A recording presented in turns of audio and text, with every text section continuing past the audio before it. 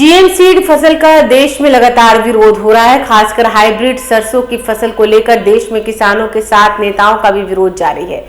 इसी क्रम में आज पटना में आरजेडी विधायक और पूर्व कृषि मंत्री सुधाकर सिंह ने प्रेस कॉन्फ्रेंस कर इस बात की जानकारी दी कि विदेशी कंपनियां जीएम सीड फसल को लेकर देश के अधिकारियों के माध्यम से लगाना चाहते हैं। सुधाकर सिंह ने कहा कि जीएम फसल भारत के किसानों के लिए सही नहीं है क्योंकि इस फसल का कोई बीज नहीं होता।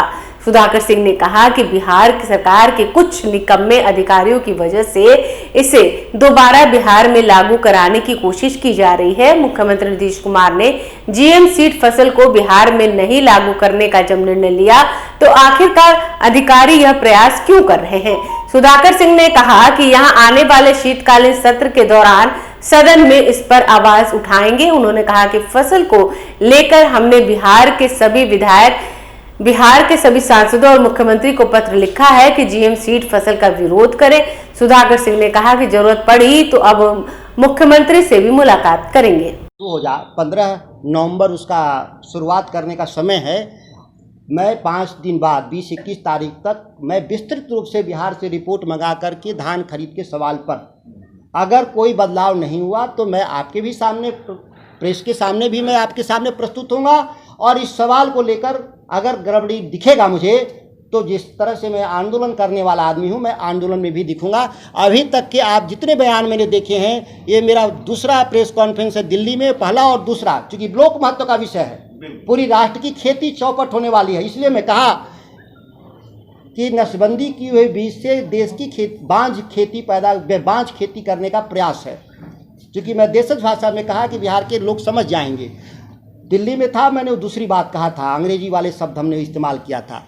लेकिन इस सवाल को लेकर आएंगे और मैं तो मंच से बोलता हूँ, कोई सवाल पब्लिक मीटिंग में बोलता हूँ। पब्लिक मीटिंग आंदोलन ही होता है। सभी विधायकों, सभी विधान पार्षदों और सभी सांसदों को भी मैंने ये पत्र भेजा है कि आप इसको विधानसभा से लेकर लोकसभा तक आप इस विषय को लेकर के बहस को आगे बढ़ाइए किसानों के पक्ष में और इस लड़ाई को आगे बढ़ाने का काम करें।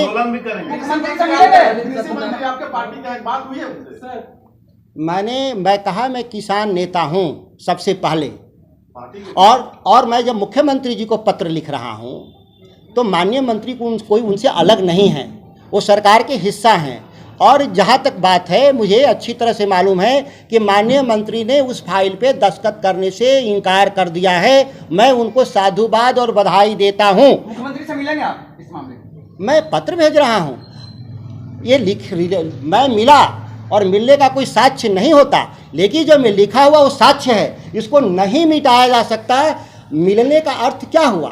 जिस सवाल को लेकर के है, उस सवाल को लेकर के मैं रिटर्न जा रहा हूं, लिखित में जा रहा हूं। मिलने का भी सवाल होगा, जरूरत होगा तो मिलेगा। सदन भी होने वाला है, उसमें क्या रहेगा आपका?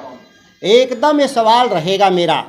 ये जीएम सीट पर भी मेरा सवाल रहेगा, बिहार में मंडी कानून पर भी मेरा सवाल रहेगा, मिनिमम सपोर्ट प्राइस पर मल्टीपल एजेंसी खरीद करे, यह भी सवाल होगा। इन सभी मामलों पर पार्टी गाइडलाइन से बाहर भी जा सकते हैं सदन के अंदर? जी, आपको मैं स्पष्ट कर दूं कि यह सभी तथ्य पार्टी लाइन के भीतर हैं, और जब पार्टी लाइन के भीतर है तो पार्टी मेरे से इस विषय पर चर्चा करेगी जरूरत होगा तो, और मैं भी पार्टी से चर्चा करूंगा जरूरत होगा तो। क्या हम जितनी मांगे करते हैं वो पूरी न होने की संभावना से मांगे समाप्त हो जाती हैं? इस राज्य के भीतर 10 लाख सरकारी नौकरी चाहिए, यह मुद्दा है हमारा। हम उन मुद्दों पे आगे बढ़ रहे हैं। हम उसमें कितना कामयाब होंगे ये वक्त की बात है, काम तो हम कर रहे हैं। ठीक उसी तरह से किसानों के सवाल पे राष्ट्रीय जनता दल का जो मुद्दा, उस पर हम काम कर रहे हैं। हम एक वक्त नहीं बता सकते कि कब हम कामयाब होंगे, लेकिन निश्चित तौर पर हम कामयाब होंगे, मैं आपको विश्वास दिलाता हूँ। सर, संगठन की बात तो नहीं हो रही है, किसानों का संगठन कहाँ कोई? तो आप लोग क्यों नहीं कोशिश कर रहे हैं? आप मैं कह रहा हूँ कि हम कहाँ नहीं संगठन चला रहे हैं। हम कब आंदोलन में नहीं थे? आश्चर्यजनक रूप से वो आप सवाल कर रहे हैं जो आपको जानते हैं कि पिछले मैं 17 सालों से कोई ऐसा वर्ष नहीं रहा हो कि जिला मुख्यालय पर 3 से 4 बार मैं किसानों के पक्ष में धरना नहीं दिया हूँ। रोहतास में, कैमूर में, बक्सर में, ये इतिहास है। अब आपने मीडिया के बंधु ने कितना चलाया, उसको नहीं चलाया, कवर किया नहीं किया, वो आपका सवाल है। अब उस समय लोकल अखबारों की कतरन में दिखा दूंगा कि कितना मैं धरना दिया हूँ, आंदोलन किया हूँ और मैं कामयाब रहा हूँ। मैं अभी भी कह रहा हूँ कि ये जीएम सीट के सवाल पर मेरे प्रेस कॉन्फ्रेंस के बाद मंत्रालय ने इस फाइल को विड्रॉ कर दिया है, अनुमति नहीं दिया है, मैं कह रहा हूँ। लेकिन अगला सवाल है कि वो कौन निकम्मा अधिकारी था जो माननीय मुख्यमंत्री के निर्देश की अवहेलना करते हुए अनुमति वाली फाइल मंत्रालय तक भेजने का प्रयास किया।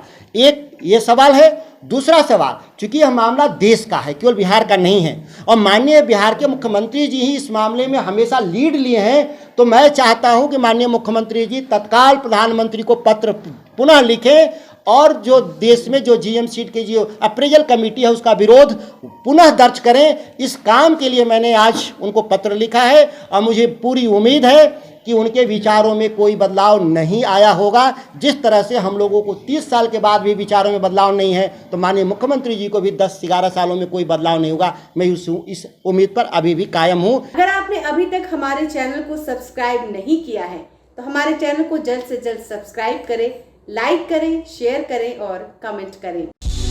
क्या आप पत्रकारिता के क्षेत्र में अपना कैरियर बनाना चाहते हैं?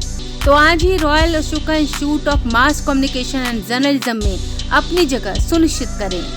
आर्यभट्ट ज्ञान विश्वविद्यालय पटना से मान्यता प्राप्त 100% प्लेसमेंट के साथ royal Ashoka Institute of Mass Communication and journalism नामांकन जारी है। हमारा पता है DS/16 गायत्री मंदिर के समीप, कंकड़ बाग, पटना 8,20,000। आप हमें संपर्क भी कर सकते हैं।